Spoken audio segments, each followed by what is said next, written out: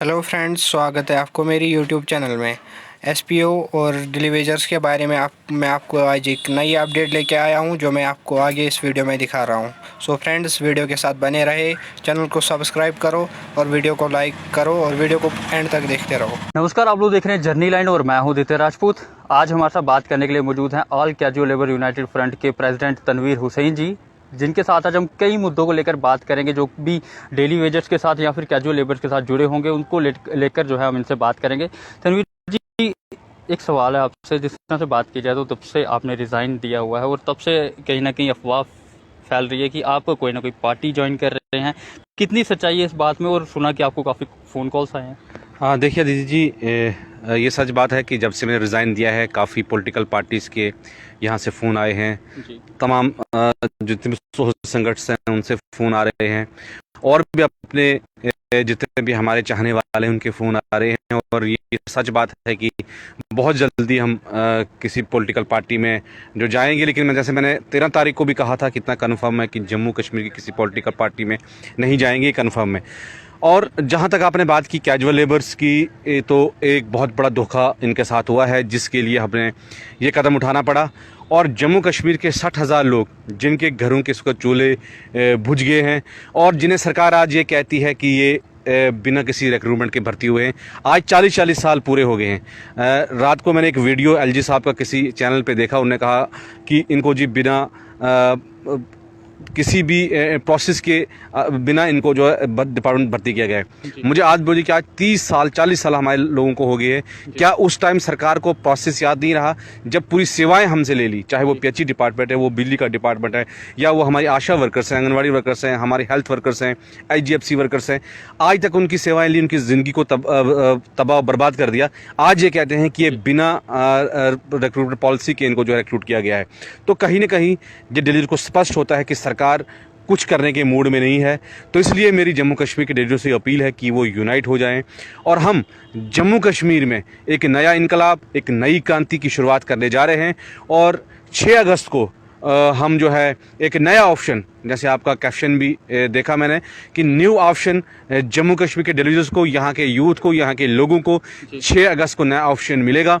और मेरी अपील है, यहाँ के जितने भी यूथ हैं जो कहीं ना कहीं किसी पार्टी से जुड़े हुए हैं, मेरी उनसे अपील है कि ठीक है, जुड़ना अच्छी बात है, लेकिन कुछ लोग सत्ता के लालच में बिल्कुल हमारा यूथ जो बिल्कुल लेट गया है, तो लेटना नहीं है। इस टाइम जो सारे यूथ को इकट्ठा होकर एक प्लेटफार्म पर आना है। और मुझसे भी अच्छे भी ऐसे कई लीडर्स हैं, कई यूथ हैं जो अपने एरिया को रिप्रेजेंट कर सकते हैं। तो इससे अपील है उनको कि वो 6 तारीख के हमारे समारोह में उसका इतिहास का हिस्सा बने और जम्मू कश्मीर के यहाँ के जो मुद्दे हैं, स्थानीय मुद्दे हैं, यहाँ के युवाओं के मुद्दे हैं, यहाँ के डेलीगेट्स के मुद्दे हैं, होम गार्ड्स के हैं, एसपीओज के हैं, जो यहाँ के पॉलिटिकल पार्टियों ने हल करने थे, लेकिन वो विफल हो गई है। और आज कश्मीर में जाके आप देखे होंगे कि सोशल मीडिया पे कल से जी देखो जी कौन आया, शेर आया। पैसे दिला के जो शेर अपने आप को बना रहे हैं लोग, ये वक्त आने, जो असली शेर जो पब्लिक है, वो वक्त आने पे यहाँ बता देगी कि जम्मू कश्मीर के शेर कौन है और कौन शेर है। वो उतर रहे हैं ग्राउंड पे जो शेर है। और जम्मू कश्मीर की आम जनता से मेरी बार मैं कंटिन्यू मीडिया से अपील कर रहा हूं कि आप यूनाइट हैं, एक भाई, और 6 तारीख को अपना आशीर्वाद दें। जम्मू कश्मीर में हम ऐसी क्रांति लाएंगे, ऐसी, देखो हम तो ये नहीं कहते हैं कि हम आसमान से सितारे उतार के ले आएंगे, हम तो ये नहीं कह रहे हैं कि हम आपको आपके घर में मर्सिडी लगा देंगे, लेकिन आपकी जो दबी हुई आवाज़ उठते हैं और आगे भी उठाते रहेंगे। काफी लोगों के ध्यान में ये सवाल आ रहा होगा कि कौन सा ऑप्शन मिलने वाला है लोगों को। और साथ ही साथ अगर बात की जाए तो तनवीर जी अब कौन सी पार्टी में जा रहे हैं, कौन सी पार्टी ज्वाइन करने वाले हैं? देखिए जी, अभी पार्टी का सारा है, 6 तारीख तक वो सारा लोगों के सामने क्लियर हो जाएगा। जैसे मैंने कहा कि वही कोई नई पार्टी होगी, कोई जम्मू कश्मीर की कोई पार्टी नहीं होगी। ये मैं पहले से आपको कई बार स्पष्ट किया हूँ, क्योंकि जिस कुर्सी के साथ जम्मू कश्मीर के डेलीगेट्स का खून लगा हो, जिस कुर्सी के साथ यहाँ के हमारे युवाओं की एस्पिरेशन खत्म हुई हो, 370 और 35A को अब 5 अगस्त को 2 साल होने को आ रहे हैं। क्या कहा था इन्होंने कि दूध की नदियाँ यहाँ पे बहेंगी। किसके घर में दूध की नदियाँ बह रही हैं? कुछ चंद लीटर उनके घर में अगर बह रही तो हमारे घर में तो जो था वो भी लुट गया। हमारे पास ईद पीछे हुई, हमारे लोगों के पास जो ईद के दिन सैलरी नहीं थी। हमारे कितने साथी जो ईद के दिन भी ड्यूटी पर थे।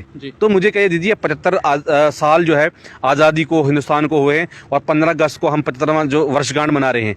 आज भी हमारे लोग गुलाम हैं। और गुलाम किसके हैं?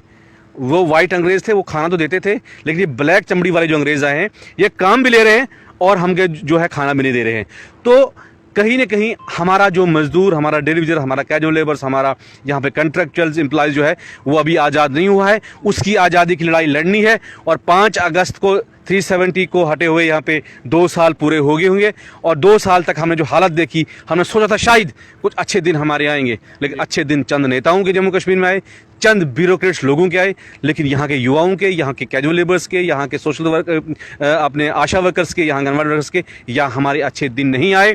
तो 6 अगस्त को जैसे 2 साल पूरे होते हैं, एक नया ऑप्शन, एक नया रोड मैप लेके जो है हम जम्मू कश्मीर के युवाओं के बीच में जाएंगे, हम यहाँ की जनता के बीच में जाएंगे। इनने कहा था कि 370 के बाद यहाँ पे नौकरी मिलेगी, मिनिमम वेज एक्ट जो पूरे हिंदुस्तान में कानून लागू आपको मिलेगा। क्यों नहीं मिला हमें वो? जब यहाँ पे बाकी तमाम एम्प्लॉयज़ को उन्होंने बेनिफिट दिए, डेलीवेजर को क्यों नहीं बेनिफिट नहीं दिए? और डेलीवेजर को ये कहा जाता है बेनिफिट कि ये पाप की घंटी है। क्या हम पाप की घंटी है? ये कहते हैं ये पिछली सरकारों के किए हुए पाप है और घंटी हमारे गले में डाल दी जा रही है। तो हम डेलीवेजर अब किसी पे बोझ नहीं बनना चाहते हैं, हम इस लड़ाई को खुद लड़ना चाहते हैं। ये हमारी लड़ाई है और यहाँ के लोगों ने दीजिए अगर आशीर्वाद दिया, जम्मू कश्मीर के युवाओं ने, यहाँ के लोगों ने, यहाँ कैजुअल लेबर्स ने, यहाँ के हेल्थ वर्कर्स हैं, यहाँ की आंगनवाड़ीज ने, यहाँ के जो हमारी आशा वर्कर्स हैं, हमारी बहनें हैं जो आज ये कह रहे हैं कि जी हमने जो बाहर यहाँ से बेटियाँ शादी की उनको हमने हक दिलाया। ठीक है, आपने उनको हक दिलाया, हम उसके खिलाफ नहीं है, लेकिन यहाँ की बेटियों को आप हक कब दोगे? कब उन SRO 24 की बेटियां जो पॉलिश कर रही थी, आपने देखा होगा मीडिया पे, यहाँ की हमारी होम गार्ड की बहनें, यहाँ की हमारे SPO में काम कर रही हुई बहनें, यहाँ की हमारी आंगनवाड़ी वर्कर्स, यहाँ की हमारी आशा वर्कर्स, क्या वो आपकी बहनें नहीं हैं? क्या वो हमारी बहनें नहीं हैं? वो पूछती हैं आपको आज की कब हमें इंसाफ मिलेगा। तो ये खाली एक ही हमने उनको इंसाफ दिलाया, हमने उमर अब्दुल्ला की जी जो बहन है जी उनको जी इंसाफ दिलाया। तो यहाँ की सारी जम्मू कश्मीर की औरतें हमारी बहनें माएँ, उनको कब इंसाफ मिलेगा? ये सवाल आज उनका कहीं ना कहीं है। और अगर ये लोग, इन सब लोगों ने अपना आशीर्वाद दिया और अगर हमने इन्हें और इन लोगों ने हमको अपना पूरा सपोर्ट किया, तो मुझे लगता है कि ये लड़ाई जो है, हम सड़कों पर पहले लड़ रहे थे, सड़कों में भी लड़ेंगे इसको पूरे तरीके से, उसके अलावा सुप्रीम कोर्ट में भी लड़ेंगे। अगर जम्मू कश्मीर के युवाओं ने, यहाँ की जनता ने अपना आशीर्वाद दिया, तो जम्मू कश्मीर की विधानसभा में इस लड़ाई को लड़ेंगे और हम दिखाएंगे जम्मू कश्मीर के लोगों को कि लड़ाई कैसे लड़ी जाती है। वहां जाकर के पेंशन के बिल पास करने नहीं है, वहां जाके नींद करनी नहीं है। ये लोग जो है अपनी पेंशन की बात होगी तो वहां क्वेश्चन राइज करेंगे, लेकिन जम्मू कश्मीर के लोगों की जहां बात होगी, यहाँ जम्मू कश्मीर के लोग कुछ ज्यादा नहीं मांग रहे हैं।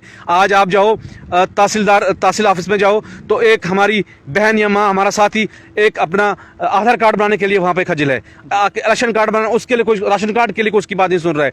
आज जिनके जो मकान के जिनके केस आ रहे हैं PMGY में, उनको रिश्वत दे के अपने नाम रखाने पड़ रहे हैं। तो छोटे छोटे इशू हैं जो लोग सफर कर रहे हैं। तो हम लोगों को ये कहेंगे, हम लोगों को अपील करेंगे, देखिए जब तक आप इकट्ठा नहीं होंगे, कब तक जुल्म सहोगे आप? जब एक ना एक बार जो है जुल्म से निकलना पड़ेगा आपको और आपको आवाज़ उठानी पड़ेगी, आवाज़ बननी पड़ेगी। डॉक्टर बाबा साहब भीमराव अम्बेडकर ने कहा कि जो भी कोई क्रांति शुरू होती है उस क्रांति के साथ जुड़िए। अगर आप जुड़ नहीं सकते उसके साथ अच्छा लिखिए, अगर आप अच्छा लिख भी नहीं सकते उसको सपोर्ट कीजिए, अगर आप सपोर्ट भी नहीं कर सकते उनका मनोबल नीचा ना करें, उनको आप जो है कोई गलत कमेंट ना करें, क्योंकि जब क्रांति के बाद इनकलाब आता है तो इनकलाब उन तमाम लोगों को मिलता है। इसलिए इतिहास अगर बदलना है तो इतिहास पढ़ना जरूरी है, इसलिए इतिहास पढ़ा जाएगा और जम्मू कश्मीर में इतिहास को बदलेंगे। और जम्मू कश्मीर के युवाओं को, यहाँ के एम्प्लॉयज़ को, यहाँ के जितने भी माँ बहनें हैं, यहाँ के जो भी गरीब आवाम है, मजदूर किसान, उसको है यहाँ पे नया ऑप्शन मिलेगा और जम्मू कश्मीर में एक नई लहर जो है वो 6 अगस्त के बाद आप देखेंगे। चलिए अब देखते हैं कि ऑप्शन जो है, नया ऑप्शन जो 6 अगस्त को बोला गया है, कि क्या ये ऑप्शन होगा, वो तो अब आने वाला वक्त ही बताएगा। तनवीर जी, एक सवाल रहेगा मेरा आपसे, काफ़ी देर से, काफ़ी सालों से जद्दोजहद कर रहे हैं आप, पहले पीएचई के डेली वेजर्स के साथ की, फिर उसके साथ ही साथ अगर बात की जाए तो all casual labours United front बनाया, जिसके प्रेसिडेंट आपको बनाया गया। लेकिन आपको नहीं लगता कि कहीं ना कहीं जितनी भी जो डिपार्टमेंट्स हैं प्रोटेस्ट कर रहे हैं, उन सबको एकजुट हो जाना चाहिए और कहीं ना कहीं अपनी डिमांड जो है वो सामने रखनी चाहिए? देखिए जी, हम एकजुट के पीछे आपने देखा होगा, पीछे भी हमारा एक फ्रंट बना, ऑल कैजुअल लेबर फ्रंट, उसके थ्रू भी लड़ाई लड़ी गई। यहाँ के अफसरों के घेरा हुए, श्रीनगर में घेरा हुए।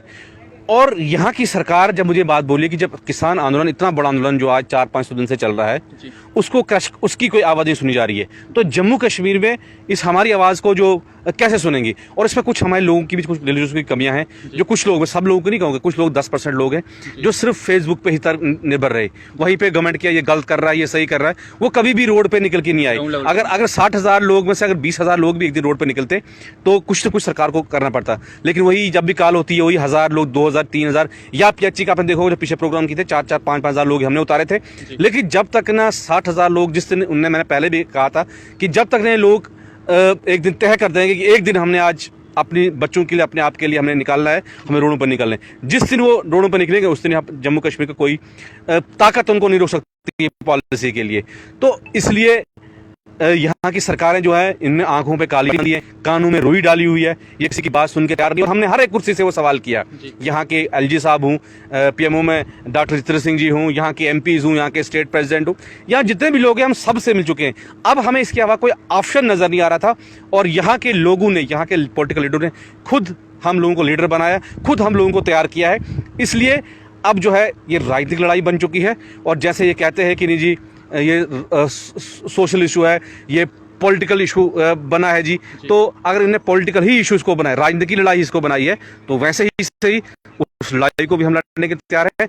और जहां तक फ्रंट की बात आपने की है, उस पर सेकंड ट्रैक टू भी हमारी मीटिंग है, जो चल रही है, हमारी जो बाकी टीम है वो मीटिंग कर रही है, और तीनों ट्रैकों पर मैंने कहा लड़ाई होगी, रोड में भी लड़ाई होगी, सुप्रीम कोर्ट में लड़ाई होगी, और जैसे मैंने कहा कि जम्मू कश्मीर के लोगों ने आशीर्वाद दिया, जम्मू कश्मीर के हमारे जितने भी कैंडिडेट्स होंगे उनको, तो ये लड़ाई जो है जम्मू कश्मीर की विधानसभा में लड़ी जाएगी।